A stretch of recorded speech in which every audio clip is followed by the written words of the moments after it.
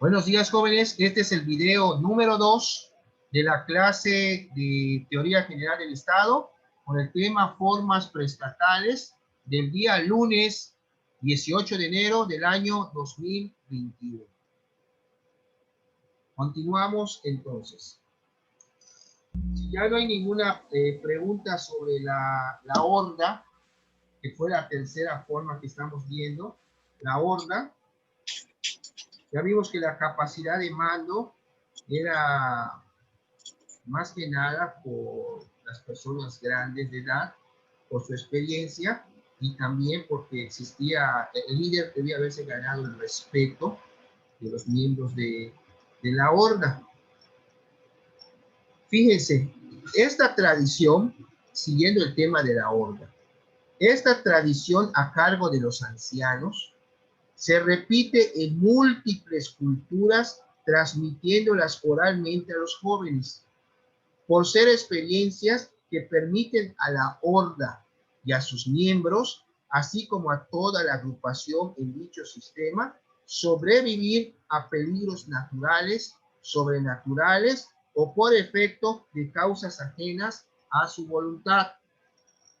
E independientemente del motivo, permiten solventar toda situación conflictiva, principalmente en función de la organización de la horda ante el peligro, al no poder realizarse en forma individual, comprobando una vez más la supremacía de la masa sobre el individuo, de la importancia de lo colectivo sobre lo personal. O sea, el hombre cómo va formando ya su idea de que pues lo colectivo sobre lo individual. Fíjense, les voy a poner un ejemplo. El Código Penal en Yucatán y Puebla fueron los únicos estados que manejaban en los 90s la palabra Código de Defensa Social. Pero era un código penal. Ustedes se preguntarán, ¿defensa social? Sí, porque se considera que cuando una persona comete un delito, lógicamente está, además de que agravie a alguna persona en particular, está agraviando a la sociedad. Y la sociedad sale en su defensa de sociedad. O sea, no del individuo. O sea, eso se llama defensa social. O sea, la sociedad se tiene que defender. Pues, ¿cómo? Pues ahí tienen ahí al poder, el poder ejecutivo, tienen al Ministerio Público para que haga la investigación del delito, después para que lo juzgue está el Poder Judicial. Por eso se llama el Código de Defensa Social. Y van viendo ustedes aquí desde la figura de la horda, cómo ya le dan importancia a lo que es el grupo, al equipo, al conglomerado, a la unión, en vez de a la sola persona. Sí es cierto, si resultaba afectada una persona de la horda, pues los que van a irse encima del agresor, pues prácticamente es el grupo, es el grupo. Por eso estamos hablando de esta figura preestatal, la horda. Bueno.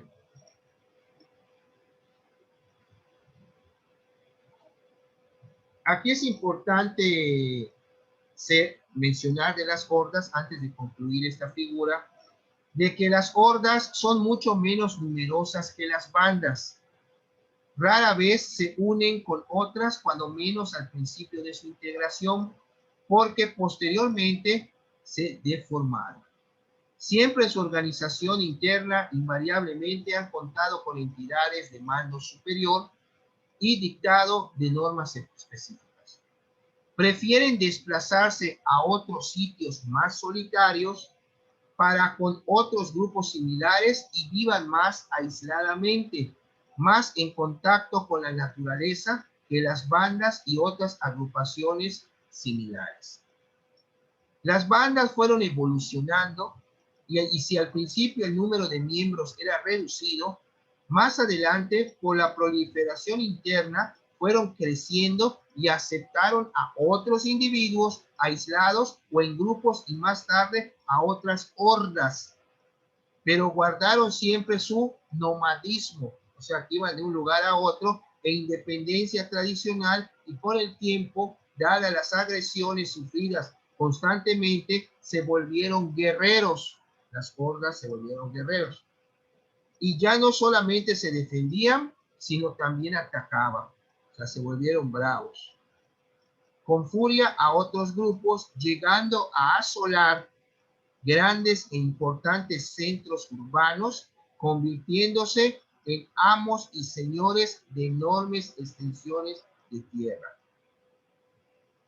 Pues bueno, un ejemplo claro, creo que ya habrán ustedes oído hablar de Atila, decían el azote de Dios, Atila el Uno con H. Es decir, él era la cabeza de varias hordas guerreras que asolaban, hordas bárbaras. Sí, una de las causas de la caída de Roma fueron los ataques de las hordas bárbaras. Si ustedes checan en su PDF, en su síntesis de la clase pasada, lo de Roma, las causas de que cayó el Imperio Romano, está el ataque de las hordas bárbaras. Y uno muy conocido, porque, repito, hay hasta su película, porque existió la persona, es Atila el Uno. Se llama Atila el azote de Dios. Incluso lo mencionan acá en el libro. Dicen, ocasionalmente algunas hordas forjaron una cultura, como también muy esporádicamente se asentaron en un territorio y llegaron a ser azotes en su zona de influencia, pero cuyo objeto cabe recordar a las huestes de Atila, originalmente hordas consideradas como bárbaras, que de perseguidas se transformaron en devastadoras, porque al llegar a las ciudades las tomaban a sangre y fuego, robaban a sus mujeres, mataban a los hombres, se llevaban a los niños para ser educados a su propia imagen y tras hacerse de un considerado botín, llevándose todo cuanto se podía, quemaban la ciudad donde literalmente no quedaba piedra sobre piedra. Pero esa figura de la horda fue el resultado de una deformación y tan solo en algunos casos, por lo demás, su formación obedeció a la vinculación de un poco número de personas unidas en búsqueda de un mejor destino y quizás su deformación obedeció a la constante defensa de sus intereses y no a una conducta agresiva. O sea, se tenían que ir, eran perseguidos, se tuvieron que defender y ya de la defensa pasaron al ataque hasta deformarse en esas tribus bárbaras, en esas hordas bárbaras, como se está mencionando el ejemplo de Atila, donde atacaban una ciudad y no quedaba piedra sobre piedra. Por eso decían bárbaros, porque pues, les acabo de mencionar todo lo que hacían cuando entraban a una ciudad, ¿no? Es decir, qué barbaridad, pues eran bárbaros, ¿no? Después tenemos otra forma preestatal que se llama la gens, o sea, gens, G-E-N-S, la gens. La gens que era, yo les mencioné en su momento, que era un conjunto de familias, un conglomerado de familias que venían de un antepasado común. Esas gens, cuando se juntaban varias, se formaba lo que se llamaban fratias. Y de las fratias, si se juntaban varias, se formaba lo que era la tribu. Hasta de este lado se podía formar lo que era tribu. Por eso veían ustedes que les mencionaba que no solo de bandas se formaba la tribu, sino también por cuestiones de grupos de familiares, como era la gens, las fratias, y de las fratias, los grupos de fratias, pasaban a lo que era la tribu, que era otra forma de conformar una tribu. Bueno, dentro de la organización social primitiva, se ha usado como término de agrupación general la palabra Siva, S-I-B alta A, Siva. Si ustedes revisan la palabra Siva, es el nombre de un sirviente de este señor Saúl en la Biblia. Pero bueno, no estamos viendo de religión, pero nada más para que sepa de dónde viene esta palabra Siva. Pero normalmente Siva era el nombre del grupo dentro de la agencia.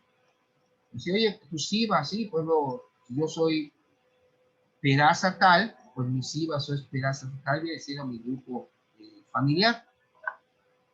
Por eso, dentro de la organización social primitiva se ha usado como término de agrupación general la SIVA.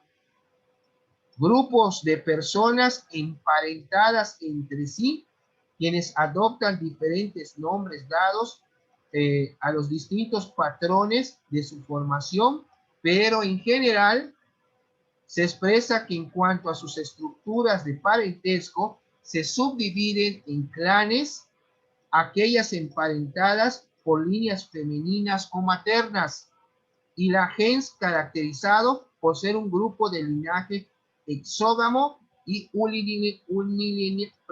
unilineal con fundamento en la descendencia patriarcalista, es decir, por el padre o el SIVA paterno. La SIVA se caracteriza por ser el regulador de la selección matrimonial, como en los llamados matrimonios preferentes,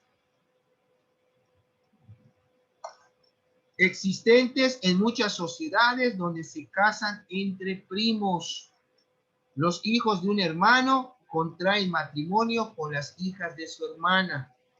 Tanto los miembros de la gens como del clan creen que la descendencia de algún antepasado común, frecuentemente un animal, es un tótem.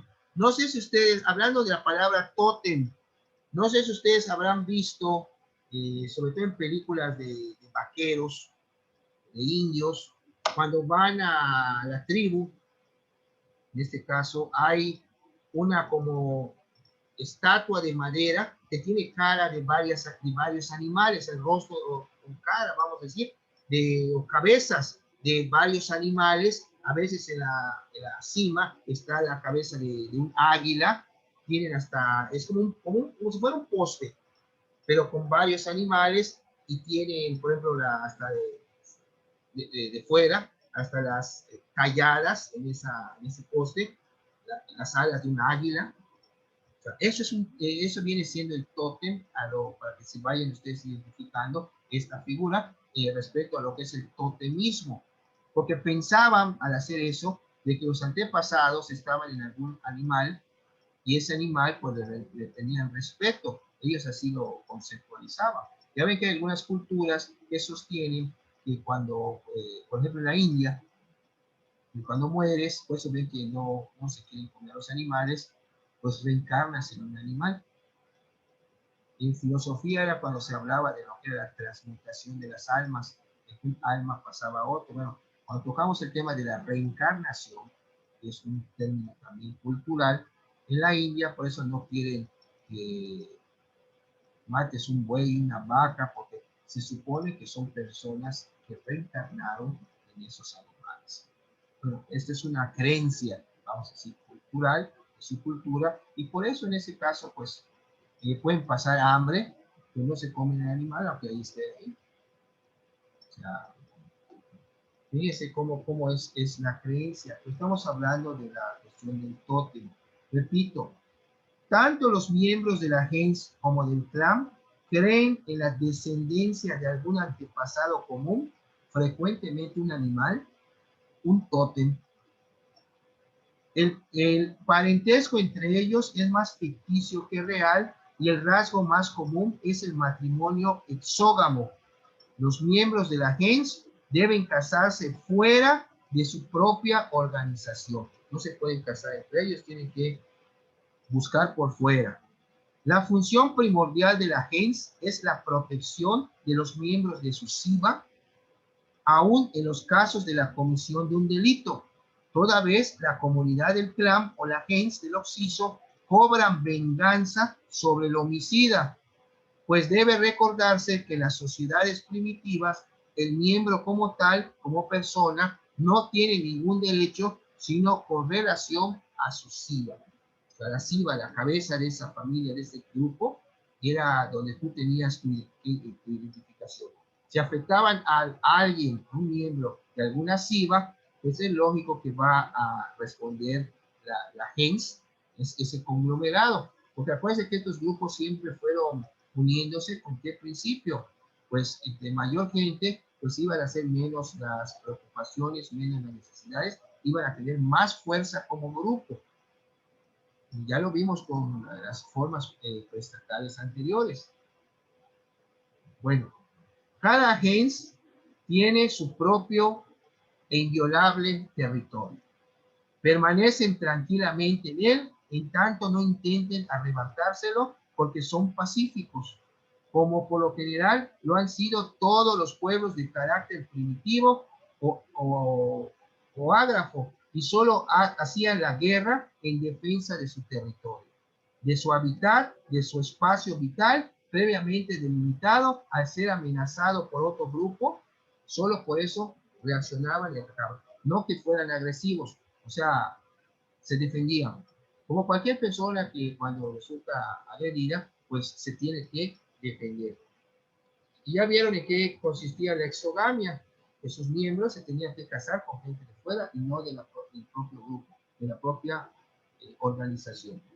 Y vamos a pasar a ver lo que habíamos ya adelantado con la figura del tótem. Creo que les invito a que vean una imagen de tótem, que es prácticamente, viene siendo una creencia, si lo ven así, el totemismo, una creencia sobre lo de un antepasado y un animal. Vamos a pasar a ver el clan. El clan. El clan es una agrupación social propia y característica de las culturas totemistas, definitivamente asociado al matriarcado. Lógicamente el padre se va a casar, y ¿quién se queda a resolver todos los problemas en el clan? La madre. Por eso ahí la figura principal que destaca es el matriarcado. Todos dependen del clan materno, aunque en ciertos casos se autorizan determinadas libertades como la poligamia, varios matrimonios con distintas mujeres. Entiéndese el totemismo, escuchen, entiéndese el totemismo como las relaciones de dependencia o descendencia del hombre o su grupo social con un animal derivado de su mística o magia, y cuya ocupación fundamental es la caza para la sustentación de sí mismo y su clan. Así deviene el culto a algunos animales, como los osos, considerados como dioses madres entre los cazadores de bisontes o renos, bajo la absoluta creencia de los poderes supremos y extraordinarios de esos animales, convertidos en seres superiores, en quienes los espíritus de los muertos se encontraban en los antepasados del propio clan. Eso es el totemismo, como pueden ver. Hay la creencia de los animales, los consideran, en el caso del oso, un dios madre y todo, pues para lo que es la caza. Hay fíjense, así el totemismo se convierte en una magia, en una religión, en una mística que se integra con una serie de actos y sucesos, adquiriéndose el nombre de un objeto o preferentemente el de un animal que se convierte en el tótem del clan. El animal al que van a rendirle culto lo consideran sagrado. No lo hieren, ni lo matan o destruyen en cualquier forma, y mucho menos lo comen, excepto en circunstancias de un rito especial, y hasta arriesgan la vida por él en caso de que esté el animal en peligro. Y ello se repite también con objetos o plantas similares o de la misma especie de su tótem o semejante a él. Y en esa creencia de vinculación entre los miembros del clan y su tótem, establecen lo que son los lazos de unión filial y de consanguinidad, que los obliga a una unión y respeto a todos quienes llevan el mismo nombre, respetan el mismo objeto y por consecuencia el mismo animal, que es la figura de su tótem, constituyéndose por ese hecho en numerosas familias del propio clan y con ello los primeros conglomerados sociales unidos mediante vínculo de origen fraterno. O sea, acá las familias, pero aquí cuando hablamos del totemismo, es una característica de los clanes, o sea, el matriarcado, pues es la mamá. Y el totemismo, porque le van a rendir culto a algún animal. Y vean, estamos, como estaba tocando el tema de la India, que el animal es sagrado, lo respetan, no lo comen, y hasta si tiene que dar su vida para defenderlo, lo hacen. Pero por eso aquí ya les mencionan que el totemismo se convierte en magia, se convierte en una religión. Es como el caso bueno, no es lo mismo, pero es algo para el vudú. Que magia negra. El vudú es una religión que viene de Haití y llegó por Haití porque lo trajeron los esclavos cuando hubo el comercio de esclavos para América. ¿Y qué fue lo que han hecho? Ustedes ven en el caso del vudú, que usan imágenes de, de la religión católica y que les tienen puesto nombre de dioses africanos. Y si ustedes ven los nombres de los dioses africanos que tienen, pues es lo que llaman la santería. Usan santos, pero los nombres, si me equivoco, son nombres de dioses africanos. No van a llamar, cuando agarran una imagen de un santo, para ellos es el dios. En la cuestión de sus prácticas, que hablan hasta de crear zombies y toda esa cosa, pero bueno, que atrapan en frasco las almas. Y, bueno, es una religión, tiene esta, Haití tiene su cultura, y el vudú, pues, ¿cuántas películas no se han visto de vudú? Que, pues aquí está inmerso la cuestión sobrenatural. Pero bueno, hay una película, les recomiendo si están tomando nota, que se llama Los Creyentes, con Martin Sheen, el papá de Charlie Sheen, una película ochentera muy buena respecto a esta situación. Y ya, vean ustedes el totemismo, ya les dije, pues, ¿en qué es en sí? ¿Cómo lo representan con ese poste, esa estatua tallada con caras de animales y otras cosas que pueden ver ustedes en películas de vaqueros? El tótem, el totemismo. Es más, creo que ustedes habrán escuchado hablar de Jim Morrison, el de los Doors, el vocalista de los Doors, que sigue siendo hasta la fecha muy popular con su música, que ha sido el único rockero, poeta. Pues bueno, él decía en un accidente de niño de sus papás, ahí en California, hubo un accidente con unos indios navajos que iban en coche también, y un indio antes de morir, su espíritu se metió en él. Y desde eso él siempre fue muy proclive a las cuestiones de, de, de la cultura india. Es más, en sus conciertos bailaba como indio, una tribu, están bailando alrededor del fuego. Y en un video que hay que habla respecto a él, sale como una barcaza de indios, está uno vestido como, o sea, disfrazado como de águila, como que vuela, digo, le rinden culto al águila.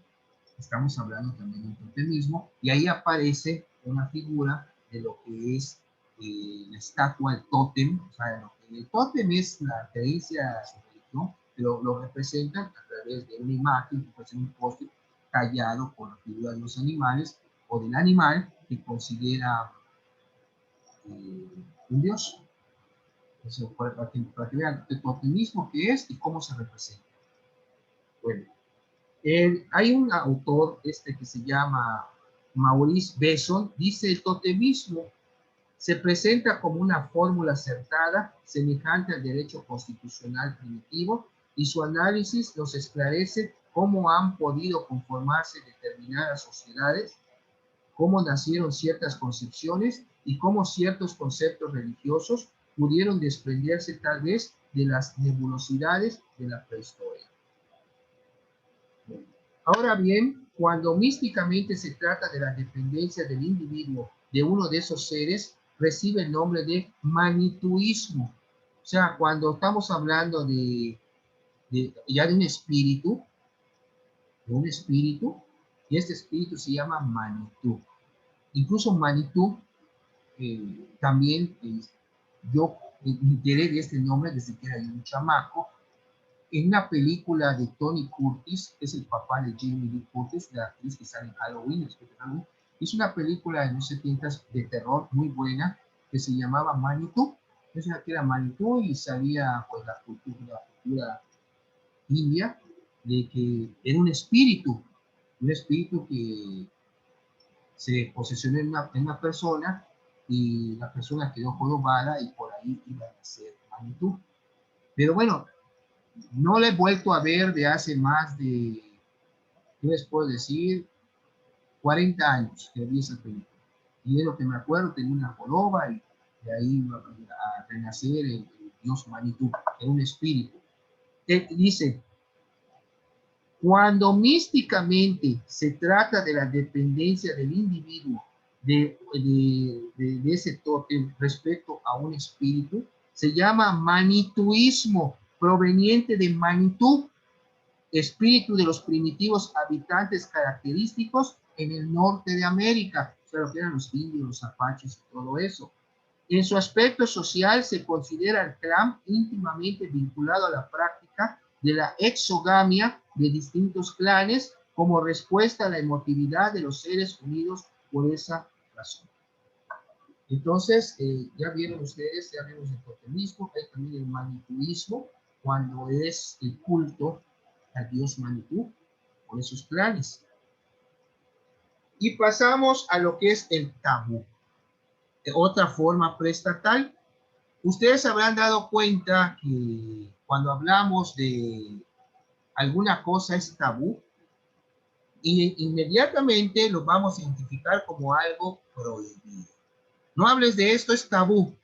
Ah, está prohibido. No hagas esto, es tabú, está prohibido. Pero vamos a ver como forma preestatal qué nos dice este autor, Luis de la Hidalga.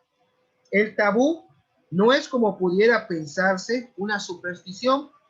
Por el contrario, es una ley social con todas las características de tal que regula la vida de ciertos pueblos primitivos, fundamento de todo un sistema de legislación, a la vez de un procedimiento de defensa y protección para sus practicantes. El origen de las palabras es polinesio, o sea, las islas polinesias, y significa, ¿qué significa tabú? Algo singular, de mucha importancia para los pueblos primitivos y de práctica común aún en nuestros días en algunas tribus y grupos humanos en diversas regiones del mundo. Sus características del tabú son singulares y no fácilmente comprensibles para el común de la gente, porque es a la vez de un objeto sagrado al cual se le venera algo por demás impuro, prohibido y sumamente peligroso, principalmente para quienes no pertenecen al grupo creyente de ese tabú. Algunos autores le llaman el horror sagrado para indicar el contenido mismo del objeto declarado como tabú, al que no puede acercarse ni nombrarlo y mucho menos tocarlo sin graves riesgos. Pero no se piense que tal prohibición parte de normas morales o divinas, sino del objeto mismo del carácter inmutable e inalterable, y sin estar sujeto a poder humano o divino, sino por ser la misma ley. Fíjense,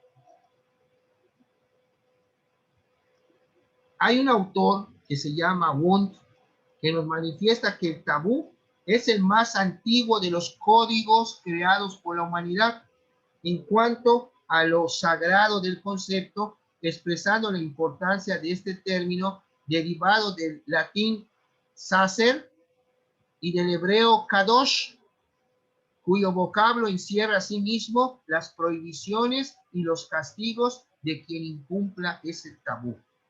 Existen dos clases de tabú: el natural, que se le llama mana, o sea, no es maná, maná desde el punto de vista bíblico era el alimento que caía del cielo, es mana, por estar sujeto a una fuerza misteriosa correspondiente a una persona u objeto, y el indirecto, ya sea adquirido o por transmisión de un jefe o su grupo, un sacerdote, y aún por cualquier persona o cosa que lo posea.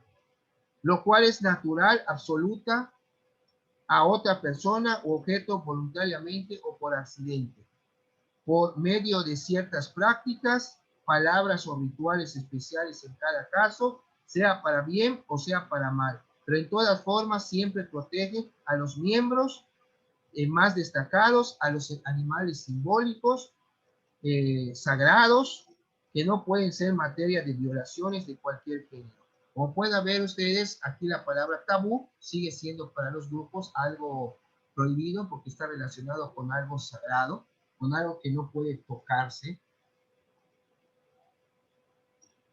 Bueno, hay otro aspecto muy importante de lo que es el tabú, que es relacionado también con la muerte. Fíjense,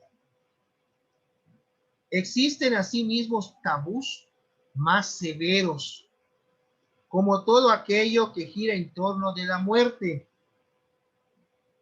como producto de los poderes mágicos atribuidos a este hecho, siendo por demás trascendente el contacto con los cadáveres, por ser causa inmediata de separación y alejamiento del grupo de toda persona que, por una causa u otra, haya tenido cercanía con el cadáver, prohibiéndoles entrar a otras viviendas, tocar a persona alguna y ni siquiera dirigirle la palabra hasta la celebración de ritos especiales mágicos, les es permitido volver a ser parte del todo social. O sea, el cadáver lo consideran como algo también sagrado, y si alguna persona tuvo el contacto con él y eso es tabú, pues únicamente puede volver a ingresar al grupo mediante un rito especial.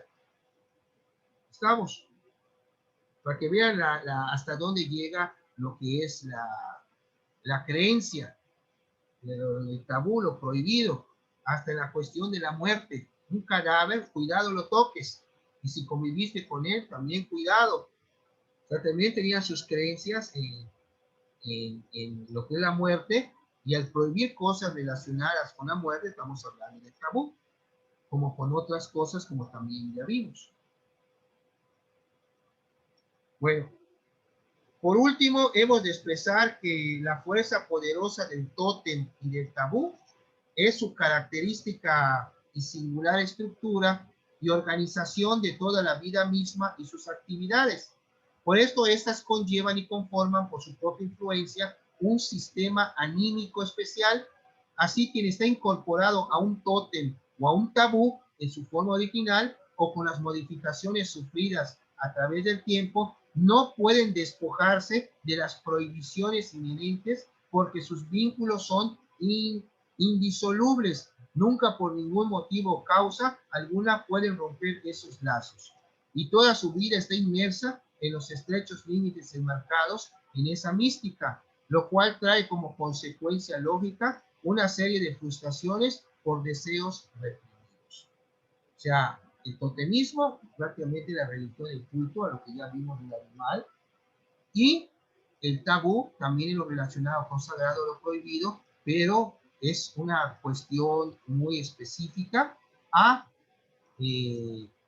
cuidado con lo que tocas, cuidado con lo que convives, como eso es tabú, o sea, es la prohibición a profanar lo que se considera sagrado de Dios. Como les di el último ejemplo, en este caso es la muerte. Y por última, la última forma que tenemos es el carisma. El carisma, como ustedes han visto, hay personas que tienen esa cualidad, esa característica, ese don, de ser carismáticos, de que a todas las personas les cae bien, que lo que hacen agrada. Pues eso es una de las características que se toman también para los líderes de los grupos. El carisma, en términos generales, es una cualidad invariablemente vinculada en sus orígenes a la magia, sea de profetas, hechiceros, árbitros, jefes de cacería o caudillos militares, calificada de extraordinaria en una persona cuando lo posee o se le considera contar con ella. Quieren poner, por ejemplo, una persona carismática relacionada con la magia, Merlín. Quizás ustedes quieran mencionar, bueno, Harry Potter, pero Harry Potter es una persona ficticia. Existe el actor, pero no existe o existió en vida lo que es Harry Potter. Es una persona de ficción, pero Merlín sí. Puede de la época del rey Arturo. Bueno, esta singular particularidad del carisma requiere su reconocimiento por parte del grupo social para obtener la validez necesaria, pues sin el carisma no puede crearse la figura trascendente de la persona que lo posee, debiendo ser corroborada por las supuestas cualidades carismáticas del mismo. O sea, el líder del grupo debe de ser carismático. En ese sentido, pues, tener ese don para efecto de que pueda liderarlos. En su síntesis de PDF, les tengo puesta la definición de lo que debe de entenderse por liderazgo carismático. Es muy importante esta figura. Pues bueno, ya se está acabando el minuto, y ahora sí, menos de 50 segundos. Nos volvemos a conectar el minuto para concluir con lo que queda de la clase. Y esta grabación la voy a convertir también en video, MP4, para que también la tengan ustedes a su disposición en plataforma por alguien que quiera volver a escuchar sobre el tema. Todo el material lo tienen en plataforma ya de esta semana también. Regresamos y muchas gracias.